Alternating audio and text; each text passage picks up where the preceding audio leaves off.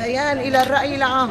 مجلس المرأة في حزب الاتحاد الديمقراطي بيدي يشجب ويندد بشدة وتستنكر المجازر التي تشهدها السويداء في الآونة الأخيرة والجرائم المفتعلة بحق المدنيين العزل وقتل الأطفال الأبرياء واغتصاب النساء وانتهاك حرمة كبار السن والشيوخ وضرب الأماكن المقدسة، والهدف منها نشر الطائفية والفتنة لزعزعة استقرار المنطقة وبث الرعب والفوضى وحرمانهم من ممارسات الشعائر الدينية للمكونات والمذاهب والمعتقدات الموجودة، ومنعهم من حرية إبداء الرأي والتعبير وإقصائهم وتهميشهم وفرض القوى المعادية.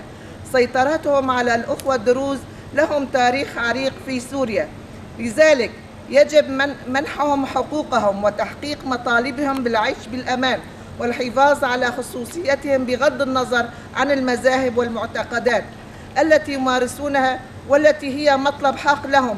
يجب تحقيقه ويتوجب اتخاذ الإجراءات اللازمة لإحلال الأمان والسلام. نطالب الأمم المتحدة والمنظمات الإنسانية والحقوقية بالتدخل لإيقاف الفوري لا إراقة الدماء ومحاسبة المجرمين الذين قاموا بارتكاب الجرائم والأفعال الشنيعة وفتح التحقيقات اللازمة والبحث بشكل جدي وفعال النيل الجراء العادل وأحلال السلام في سبيل بناء تعددية لا مركزية تضمن حرية المرأة والمكونات المعايشة بمحبة منذ الأزل، الشفاء العاجل للجرحى والمجد والخلود لأرواح الشهداء. جنجيان آزادي، جنجيان آزادي، جنجيان آزادي، جنجيان آزادي.